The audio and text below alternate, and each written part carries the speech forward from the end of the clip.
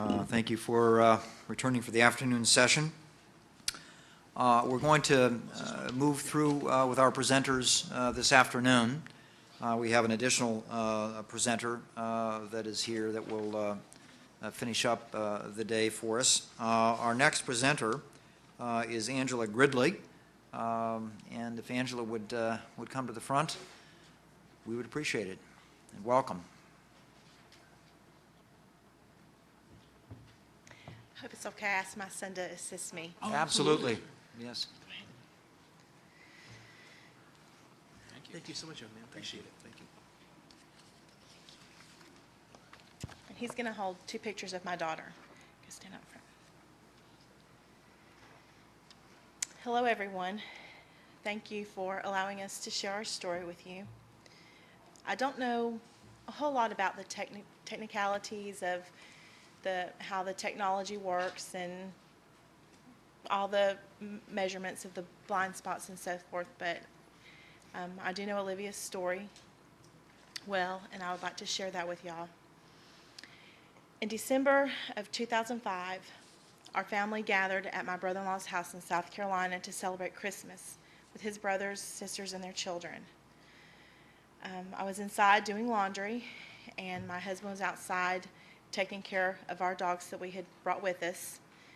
Their leashes had become tangled, so he unleashed them to untangle the leashes. And at that time, they ran off. My husband, he went after the dogs to get them back, and his brother, in an effort to help him, proceeded to leave in his truck. Our oldest child, Brittany, who was 16 at the time, got in the truck with him to go. He actually had to walk behind the truck to leave. You know, a lot of people say that people don't check behind their vehicles, but my brother-in-law did go behind his truck to get in. At that time, like I said, I was inside doing laundry, and Olivia was playing on a play gym with her cousins. And as my brother-in-law proceeded to leave, she apparently darted behind the truck. He was driving a Ford F-150 pickup truck. My daughter and my brother-in-law, they believed when they struck Olivia that they had actually ran over one of the dogs, that it was my daughter. Brittany ran inside. That was our oldest daughter. She ran inside and told us that Olivia had just been ran over.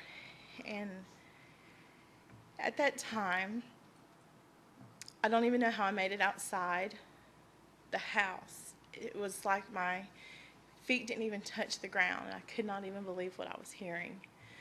I stumbled off the porch, and I saw our beautiful baby laying on the ground. My husband was over her, and he was trying to give her rescue breaths. As I approached her, there was lots of blood. She was lying still, and I knew that it wasn't good. The first responder was a fireman. He was in a fire truck. He didn't come in an ambulance, and he said he couldn't do anything, and he just put his arm around my husband and told him that he was sorry. And it seemed like time had stopped. We were waiting for the ambulance to come, and it was just as if time stood still. And when the ambulance did arrive, the paramedics worked very, very hard on Olivia, and they were able to bring back a heartbeat, which gave us a false sense of hope. We didn't realize at the time that it was a false sense of hope, but you know, since the rest of her body was entirely healthy, I guess they can do that to get a heartbeat back. And we thought that she was going to make it. We were then told that she was going to be life flighted to Charleston Hospital in South Carolina, and they then told us to go on to Conway Hospital in South Carolina, and it was there at the hospital that we were told that Olivia's injuries were fatal and that she did not make it. Olivia was a happy child, very, very happy. She was our fourth child and the absolute joy in our home. She was 26 months old. She loved everyone and did not meet a stranger. She was your typical girl who loved dolls and purses and animals, and she loved wrestling with her siblings, and with her daddy, she was completely a daddy's girl. In fact, when we would pick him up for lunch, when we would take him back to work, she wouldn't even kiss him goodbye because she was mad that he was having to leave. So, but she was at an age where she enjoyed being my helper in the kitchen, around the house, anywhere she could be with her family. She just loved to be. And she made our family complete. And we have definitely had a hard time trying to figure out how to go on without her. And I knew immediately when the accident happened that I would not let her death be in vain. I didn't really know that these incidents happened as much as they do. I've never even heard of anybody before then having that happen to. But I knew that I had to do something to honor her. A friend found out about Kins and Cars and put us in touch with Jeanette and what she does. And I was appalled when I found out how often these incidents happened, and especially that there were things that could be done to prevent them. I never had heard of a blind zone on a vehicle. There was no education about it at that time that I knew of. And then especially when I found out that there was a camera that could be on vehicles, that the technology was already there and in place. Olivia was born in 2003, and I don't know how long Kids and Cars has been working on the efforts for the bill and for this technology to be in place. But if it was something that had went through when they first started, then we would still have Olivia. And these other parents would probably still have their children also. And my brother-in-law, I view him as a victim also, because he loved Olivia so much. He would never, ever have done anything to hurt her.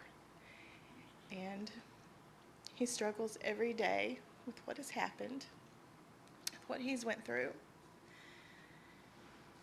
And as much as we hold nothing against him, he still struggles to go on with day-to-day life. I believe that the backup cameras, they're the best tool we have with rearward visibility, the best aid, the best preventive measure that we have. It allows the driver to see behind their vehicle when they're backing up. And as soon as you put it in reverse, your camera comes on. And you can see instantly what's behind you. I don't know what part of my brother-in-law's bumper struck Olivia, but I know that complete coverage is necessary.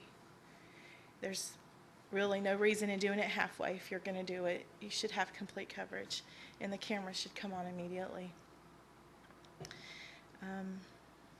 Again, I thank you for taking the time to make wise decisions to make automobile safety or safer for our children, and I hope that we will see these really decline when they're installed on vehicles. So thank you again for your time. Thank you, Ms. Quigley. Thank you very much, Ms. Gridley.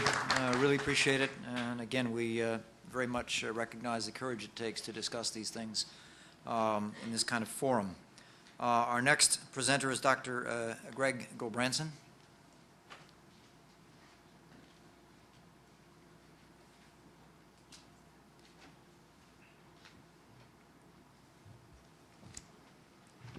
Good afternoon. When I woke up this morning at 5 o'clock to get here, naturally it was the room was dark, and I did my best to stay quiet so I didn't wake up my wife and the kids down the hall. took a shower quietly, got dressed, took my briefcase, left the room, started going down the staircase, and in the dark, all I hear is, "Whatever you do, don't lose the picture." So this is the picture of Cameron. We only have like one or two of these. So that's him. If you need to see that later, it's here. Dear ladies and gentlemen, it's an honor to be here speaking in front of you today as we get to the end of a very long road of introducing, passing, and implementing an extremely important piece of legislation. Extremely important because it's designed directly to save the lives and prevent injuries. It's an honor to have Cameron's name on it, but certainly you can take his name off and replace that with thousands of names. Okay, I just happen to be in the right place at the right time, and we were just working on this, but it's for everybody. This law is a result of many dedicated people who have worked long and hard because they recognize a horrible trend of young people being backed over by vehicles due to their blind zones. The blind zone is that invisible, out-of-the-sight area behind your vehicle that you can't see despite using your rear and side view mirrors. In this room are very few unlucky people or parents who have lost their children due to tragic back-over injuries, along with a very special family that had their young child sustain a devastating spinal cord injury. We are the very rare folks who took the time and put our energy into being with you today so that we can help prevent what has happened to us from happening to you. Don't think that for a second we're any different, less educated, unusual, or irresponsible because of our history of back-over injuries. Don't go there. No, instead look at this like you're the lucky ones that haven't yet experienced this, and God willing, never will. The story I'm about to tell you happened to me under routine circumstances. I was simply trying to be a good father, husband, just like everyone else. I wasn't drunk. I have a very safe driving record. I'm well educated, very successful physician, a good father, and I certainly love my son, Cameron. Please understand, I really don't like telling the story, but I do so in an attempt to make the world a safer place. That's what you do. On October 19, 2002, a preventable but unthinkable injury struck my family. It was 9:30 p.m. and I stepped outside to move my SUV into the driveway. Inside my home were the babysitter, my wife Leslie, and my two sons, Scott and Cameron, or so I thought. It was a habit of mine to back the SUV into the driveway in the evening because in the morning, the streets of our townhouse community were congested with children playing and people walking their dogs. Cameron was not in the driveway when I got into my SUV. While driving in reverse, I remember looking in my mirrors and over my shoulder so as to avoid hitting the second car in the driveway and the garage door. I thought I was driving a safe vehicle and doing the right thing until suddenly I felt the driver's side wheel go over a bump. I had no idea what I had just run over. I knew the newspaper hadn't arrived yet. I knew I couldn't have hit the curb, so I jumped out of the vehicle. Near in the headlights was my 2-year-old son, Cameron. He was in his baby blue pajamas, still grasping his blanket, looking up to the sky, bleeding profusely from his nose, from his ears. I knew right away that was the end. He had a massive head injury. I just backed right over his head. I knew it was too late. I'd run over my little son's head and I killed him. 8.5 years later, I still can't describe in words the utter devastation that this has caused my family and me. How could this have happened? Where did he come from? I looked and I simply didn't see Cameron, as he was too small and was hidden in the large blind zone that is built into the design of our vehicles. The last 8.5 years since the accident, I've learned a tremendous amount about automobile safety as it relates to blind zones. I've had the honor of working with many very bright folks who have worked for years to make our vehicles safer. Fortunately, former Senator Clinton, Sununu, Representative Peter King, Jan Skoskowski, and several others, representatives from Congress, supported this legislation right from the very beginning as they recognized the significant public health issue that backovers presented. We have all come so far by first recognizing this public health hazard, putting together legislation, and finally getting it passed and signed by the President, and now we're right here at the end of a long road. Please don't stop us now. I'm aware of the negative view many Americans have against big government stepping in and controlling and overtaxing, and that's fine. Not this time, okay? Not here. This world is filled with so much death and suffering right now with things that we can control, such as tsunamis, earthquakes, crazy leaders, that we need to act where we can to make the world a safer place. Passing and implementing this law is a beautiful example of taking control and making the world safer. This legislation will prevent thousands of deaths and serious injuries to children. It's imperative that technology be placed in vehicles so someday your child or your grandchild doesn't suffer the same fate as my son Cameron, the other children you're hearing about today, and the thousands and thousands who aren't represented. On a personal level, I can say this law is a summary of my family's post-traumatic growth. Growth that comes as a result of trauma, that can come as a result of trauma. A person has two options when tragedy strikes: either drown in your grief or utilize your experience to prevent others from going through the same horror. It was clear to us right from the beginning that this legislation had to become law and that we'd do anything to make it happen. For my family, that's Cameron's legacy. To quote my 13-year-old son who gave a speech last week for his 8th grade graduation, he said, to quote a Chinese proverb, "You can fall down 7 times. Just make sure you stand up 8." Thank you very much.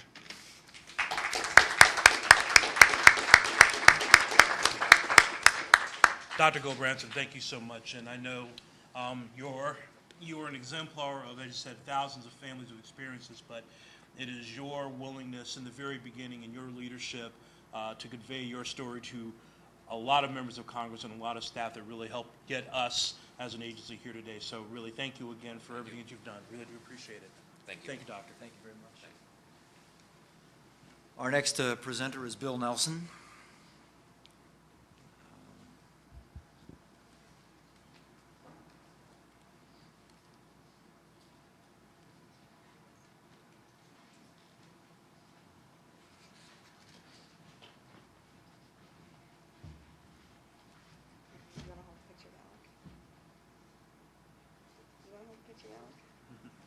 And the Nelson family. And Yes. We brought them all because every one of us has been affected. My name is Adrienne Rushorf Nelson, and this is my family.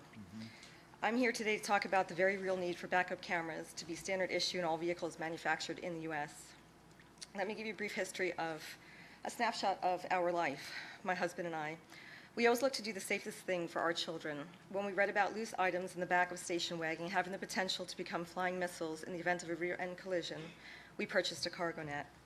We read the websites about recalled baby items. We took out the drawstrings on sweatsuits, brought lead kits when we moved into an old house to test the paint, made sure the Roman shades were loops, not loops, strings.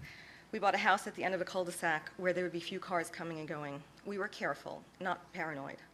We knew children are unpredictable and that things could happen beyond our control.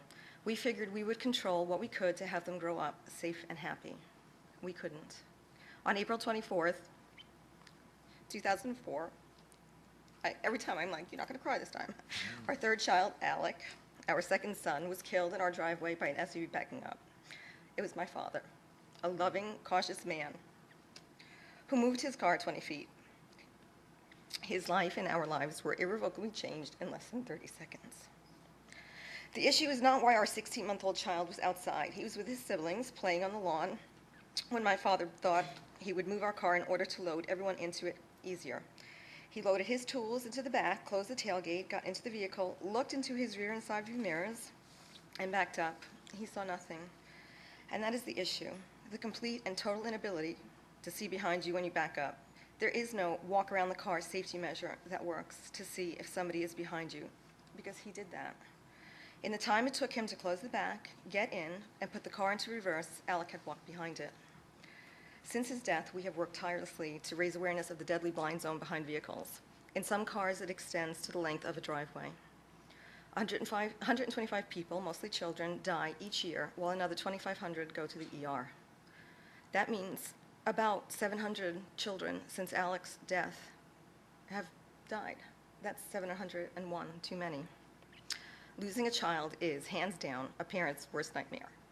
It is human nature to block out what causes emotional pain, and it's hard probably to look at us and see a tragic story. So allow me to present you with another scenario. You yourself in the parking lot of your grocery store. The bag rips, your oranges roll everywhere. You crouch down to pick them up. It's a recession, every penny counts. And you see the white lights of a car as it starts to back up. You think, it'll stop because it sees me. No, they won't.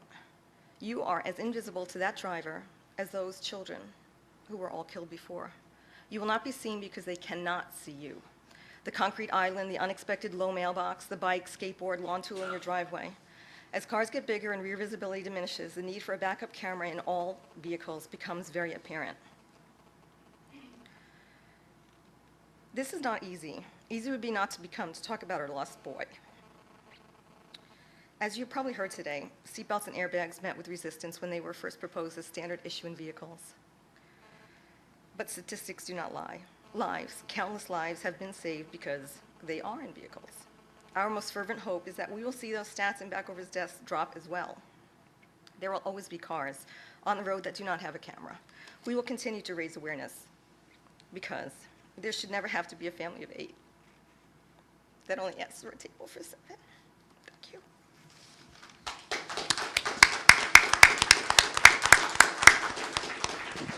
Thank you very, very much. Very, very much. No, thank you for sharing. I know how difficult it is, but whole Nelson family should be proud of their appearance here today. Thanks. Okay.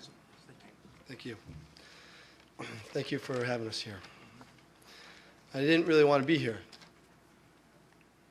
I was skiing in Lake Tahoe this weekend, and beautiful 5 feet of snow.